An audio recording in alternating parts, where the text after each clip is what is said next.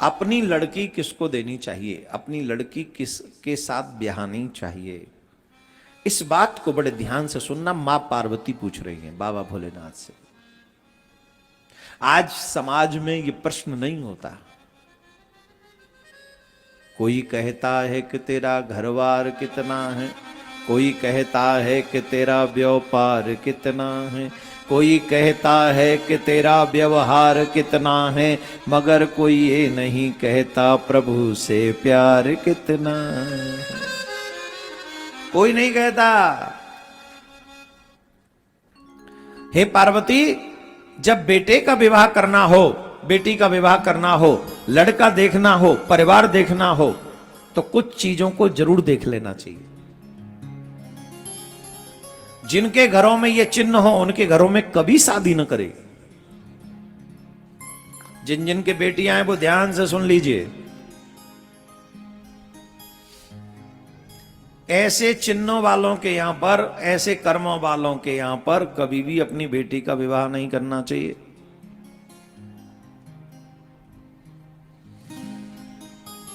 क्या चिन्ह है महाराज? बोले सुनो,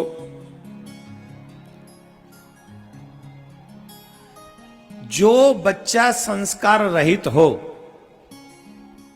जो संस्कारी न हो, ध्यान से सुनना, जो बच्चा संस्कारी न हो, ऐसे बच्चे को कभी भी अपनी बेटी नहीं देनी चाहिए। हम लोग संस्कार विहीन लोगों को अपनी बेटियां दे देते हैं, तो वही लोग 2 साल बाद 3 साल बाद किसी थर्ड पर्सन से मिलते हैं और हमारी बेटी को कहते तुमसे हम सुख नहीं है, जाओ तुम अपने घर चले जाओ। नाना प्रकार के दुख मिलते उस बेटी को। संस्कारवान व्यक्ति होगा तो यह याद रखेगा कि मेरे संस्कारों में यह परमिशन नहीं है कि मैं किसी के घर से लाई हुई बेटी को या अपनी ब्याहता पत्नी को दुख दूं। वो मेरा कर्तव्य है, मेरा धर्म है कि मैं उसका पालन करूं, संभाल के रखूं, उसे प्रसन्न रखूं, यह मेरा दायित्व है। संस्कार विहीन बच्चे को अपनी बेटी नहीं देनी चाहिए। दूसरा, जिस परिवार में संतति कम होती हो, मीन्स पुत्रों की संतति कम होती हो, उस परिवार में भी अपनी बच्ची कम ना ही दें तो ज्यादा अच्छा। अभी आप समझ नहीं रहे होंगे, हम इसको एक्सप्लेन कर देंगे तो थोड़ा पता नहीं उसको लोग कैसे रिएक्ट करेंगे।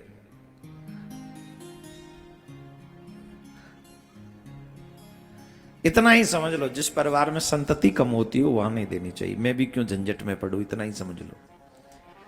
तीसरा, जो अपने पुराणों का, वेदों का, ऋषि मुनि परंपराओं का सम्मान न करता हो, उस घर में कभी भी बेटी नहीं देनी चाहिए।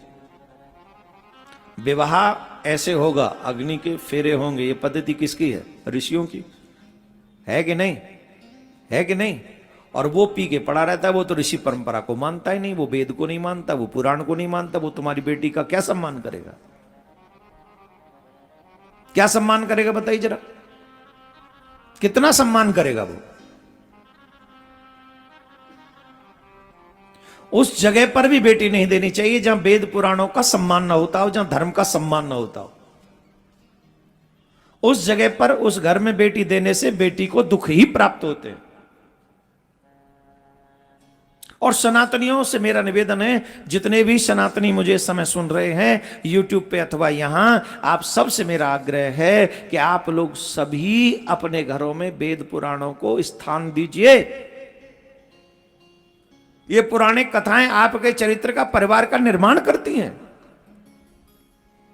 किस लिए? आप कौन चाहेगा कि मेरा बेटा ठेके पे खड़ा होकर पीता रहे? कौन चाहेगा मेरा बेटा जुआ खेले? बोलो, कोई चाहेगा? जवाब दो। पुराण यही करने से तो रोकते। पुराण करते क्या? तुम्हारे चरित्र का निर्माण। इसलिए पुराणों को बच्चों को बचपन से सुनाओ, जिससे जवान होते होते वो उस लायक समझ जाएं कि नहीं ये गलत है कि मैं बिना शादी के किसी की बच्ची को होटलों में ले जाऊं या रोड पे घुमाऊं या खाना खिलाऊं या मूवी थिएटर ले जाऊं। ये मेरे पुराण अलाउ नहीं करते, मेरा धर्म अलाउ नहीं करता। इसलिए मुझे मेरे इस देश की कन्याओं का सम्मान करना चाहिए, ये सीखना चाहिए, ये सीखना चाहिए। इसलिए पुराण और रामायण और शास्त्र इनका ज्ञान जिसको हो उसके घर में अपनी बच्ची को ब्याहना चाहिए। जो पुराण रहित हो, जो ज्ञान रहित हो, जो संस्कार रहित हो, उस बच्चे को कभी भी अपनी बेटी नहीं देनी चाहिए। तमाम बेटियां आती हमसे कहती है महाराज हमारा पति पीता है, कथा में आने नहीं देता। तमाम बेटियां आती हैं हमारे पास, जो शिष्य हैं जिन्होंने विवाह से पहले दीक्षा ले रखी है। महाराज हमारा पति तो ऐसा मिल गया, हमारा पति ऐसा मिल गया। क्यों? क्योंकि वो धर्म युक्त नहीं है, धर्मपरायण नहीं है वो। उसे क्या मतलब कथाओं में क्या होता, पुराणों में क्या होता। उसे तो लगता है सैलरी घर पे आ जाए और मदिरा शाम को मिल जाए और पत्नी जो है वो थोड़ा सा घुमाने फिराने ले जाए, बच्चे हो जाए, यही लाइफ है। ये कोई लाइफ है? नर्क है। पीने के बाद बर्बादी शुरू होती है माइए, समझ लीजिए। जो पीता है वो आबाद नहीं रह सकता। अब आप कहोगे बड़े बड़े लोग हैं, घर में जाके देखो सब बर्बाद है, आबाद नहीं। बड़ी बिल्डिंग में रहने से कोई आबाद नहीं होता। मन में अगर बेचैनी हो, मन में अगर अशांति हो, मन में अगर परेशानी हो, तो आप समझो बर्बाद हो, आबाद नहीं हो। बोलो राधे राधे। ऐसे नहीं, जोर से बोलना पड़ेगा और जोर से। अच्छा, एक बहुत विशेष बात बताई इसमें। जिस परिवार के स्त्री पुरुषों की देह पर बहुत लंबे लंबे बाल हों, देह पर, सर पे नहीं, देह पर बहुत लंबे लंबे बाल हों, उस परिवार के लोगों में भी अपनी बच्ची की शादी नहीं करनी चाहिए। ये इसमें लिखा, मेरा फॉल्ट नहीं, इसमें लिखा, मेरे मन से नहीं कह रहा। उसके यहां भी शादी नहीं करनी चाहिए। जिसके यहां क्षय रोग होता है, एक जिस परिवार में क्षय रोग की बीमारी हो, वहां पर भी अपनी बच्ची की शादी नहीं करनी चाहिए। एक मंदाकिनी रोग होता है, अगर किसी के घर में, जिसे भूख कम लगती है उसे मंदाकिनी रोग कहते हैं। अगर उसके घर में कोई ऐसा हो, जैसे वो बेटा ऐसा हो, मतलब जैसे भूख कम लगेगी, वो खाएगा कम तो अष्ट पुष्ट कम रहेगा। कुल मिला के पता चले कि समय से पहले ही बीमार हो गया। तो अष्ट पुष्ट होना चाहिए मंदाकिनी रोग वाला, मतलब अच्छा खाने पीने वाला हो। जो कम खाने पीने पर, वो कई मम्मी पापा ये तो खाता ही नहीं, हमारी आपकी बेटी को तो भोजन भी नहीं बनाना पड़ेगा, तो मतलब कैंसिल कर दो उस विवाह को। बोला हमारी बेटी को भोजन बनाना पसंद है, इसलिए हम नहीं करेंगे ऐसे लड़के के साथ, कैंसिल। जिसके परिवार में किसी को मिर्गी आती हो, उस परिवार में भी अपनी बेटी की शादी नहीं करनी चाहिए। न जाने अब क्यों परिवार को क्यों चुन रहे हैं कि अगर हमने ऐसे किया तो आने वाली संतति ऐसी हो सकती है बेटी की। ये सारा ध्यान उसी पे है। ये जितने भी नियमावली बनाई जा रही है, आने वाली संतान को गुणवान और स्वस्थ बनाने के लिए की जा रही है। यहां कोई उनमें दोष नहीं देखा जा रहा है, आप समझो इस बात को। यहां जो बाबा भोलेनाथ बता रहे हैं कि आने वाली संतति, मतलब जो तुम्हारा वंश चलाएगी, आने वाली पीढ़ी वो अच्छी हो, उसके लिए गुण बताए जा रहे हैं।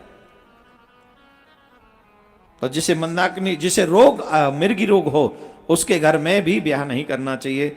जिसके शरीर पे सफेद दाग हों, जिनके परिवारों में कोई रहता हो, उनको भी उनके घर में विवाह नहीं करना चाहिए। जिनको कुष्ठ रोग हो, उनके घर में भी विवाह नहीं करना चाहिए कि आने वाली पीढ़ी के वो रोग भी हो सकता है।